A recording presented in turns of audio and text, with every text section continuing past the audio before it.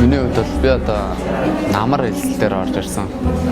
Тэгээд одоо чавар болж байгаа гэдэг чинь юу вэ? Бараг хагас жил болж байгаа шүү дээ.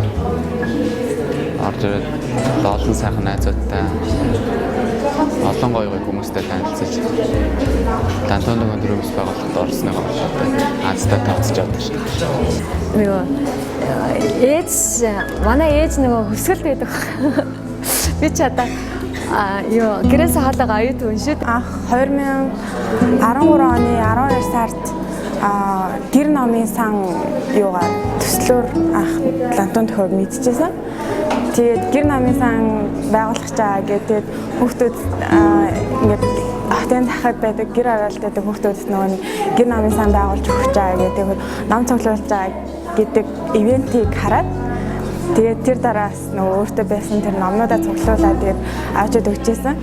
Тэгээд фэйсбүүкээр хусаар агаад ханаас зохион байгуулж байгааг нь олж мэдээд тэгээд Лантон төхөөрийн талаар олж мэдээд тэгээд хүний наймаа хүчирхийлэл эзрээ төрийн үйл ажиллагаа зохион байгуулалт юм байна, үйл ажиллагаа явуулт юм байна гэж мэдээд тэгээд анх бас хүний наймаа гэдэг талаар бас анх тэгж мэдчихсэн.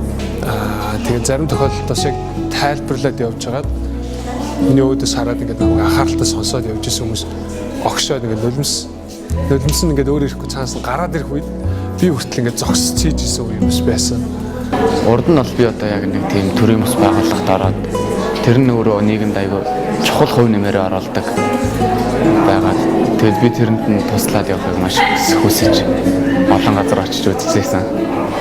Тэгээд зарим газар нь очиод ингээд үзэхээр нэг бол шашин болоо явцдаг. Эсвэл одоо нам болоо явцдаг.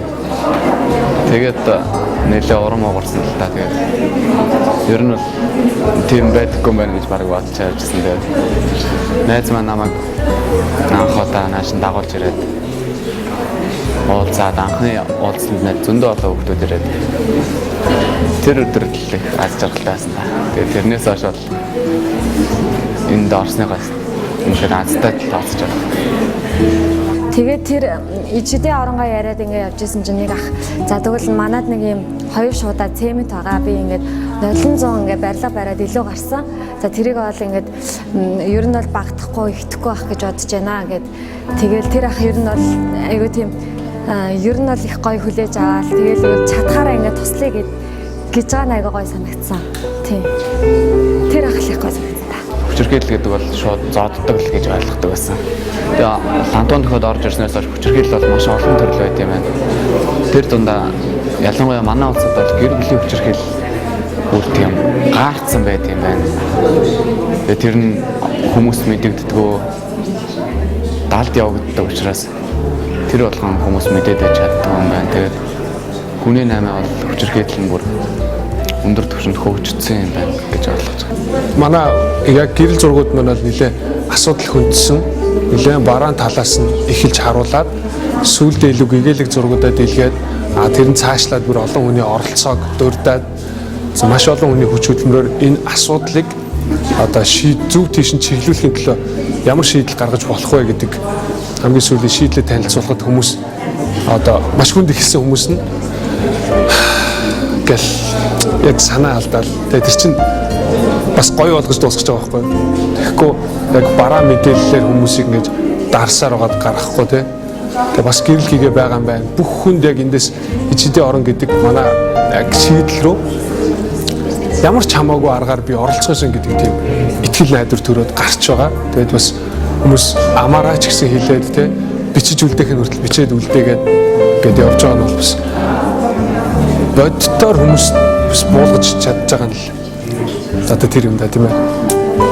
Сэтгэл бол айгүй эмзэг байна. Яг үнийг хэлэхэд жоохон эмзэглэлтэй байна л да. Яг нааша сая танаа энэ үзэсгэлэнд орж ирэх дээрээсөө ийм их сэтгэлтэй гарна гэж яг бодсонгүй. Яг үнийг хэлэхэд тэгээд зураг болгоныг хараад айгүй эмзэг сэтгэл төрлөө. Зураг болгоны ард айгүй бутах санаа агуулгадж байна. Тэгээд би ч гэсэн өөрөө хүүхэдтэй. Тэгээд тэр утгаар илүү ойрхон байсан ч магадгүй л дээ жоохон нулимстай нүдтэй л үзлээ. Тийм. 1000 сар хор нэг үз гэдэг шиг одоо хүмүүс бол одоо яг Монголын нийгмийн байдал өнөөдөр ямар байгааг бол энд дэс үзэгчд бол одоо бүгд нүдээр бол харсан байгаа.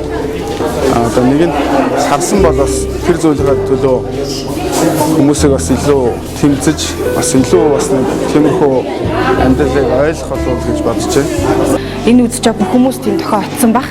Нэг хүн үзлээ тэрний ард өчнөө олон хүмүүс байгаа. Тэгээ тэр бүгдээ давхар хүргэх байх гэж бодож байна. Мэдгүй магадгүй өөрийнхөө байгаа зүйлд сэтгэл хангалуун бус те. За тэгэл юу гэдэг ингээл нэг л би болохгүй гэсэн бодолтой байгаа хүмүүсээс олон байгаа ажиглагддаг. Тийм хүмүүс манай үзэсгэлэнг орж ирээд үзээд арай өөр мэдрэмж аваад гарч ийн л да. Ерөөсөө хамгийн ихэнд бид нар өөрсдөө хариуцлагатай байя. Бид өөрсдөө гэдэг нь бид нар ч өөрсдөө ямар нэгэн байдлаар асран хамгаалагч нар эцэг их тийм ээ ах ихч тийм хүмүүс учраас эхний ээлжинд өөрийнхөө эргэн тойронд байгаа хайртай хүмүүсээ бид нар хамгаалах арга хэмжээ, тэднийг мэдээлэлтэй болгох, тэднийг эрсдлээс урьдчилан сэргийлэхийн арга хэмжээг авах боломжтой хүмүүс нь бид өөрсдөө.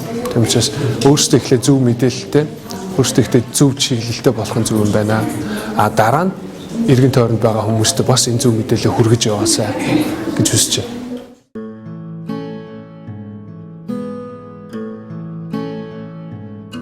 Ирээн хотод 300-аас 400 тонны охтууд өдөр болгон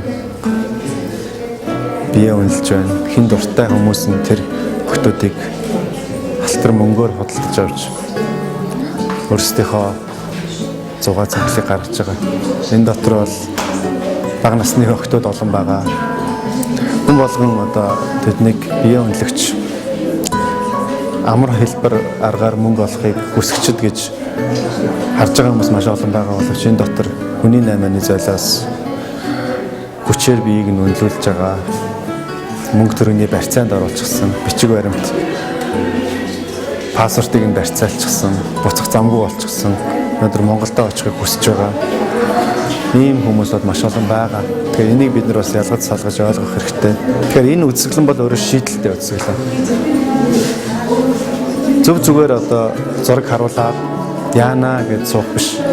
Бид нар энэний алга болохын тулд хүчирхээлийг зогсоохын тулд энэ танхимд байгаа хүүхдүүдэд туслахын тулд энэ биднийг хараад сууж байгаа хүүхдүүдэд гарцыг нь олж өгөхийн тулд тэр хүүхдийн амьдралд өөрчлөлт оруулахын тулд бид иж шидийн орон нэртэй бодиттой байгууламж цогцлборыг 100% гэр орооллын хотын хамгийн ядуу хамгийн том дүүргийн захад 30 мянган хүн амьдарч байгаа тэр 3 хорооны зааг дээр байрж байгуулахаар зориг шулуудаад өнөөдрийг хүртэл маш их хичээл зүтгэл гаргасны хүчинд газар объектыг худалдаж авах боломжтой болоод ингээд зураг төслийнхаа ажилд орчихсон явж байгаа. Энэ бол нэг удаа хүн тэнд очиод 2 цагийн яриа хийгээд өнгөрөх биш. Нэг удаа очиод хувцас илэг өгөөд өнгөрөх биш. Тэрэндээ санаа амрах биш.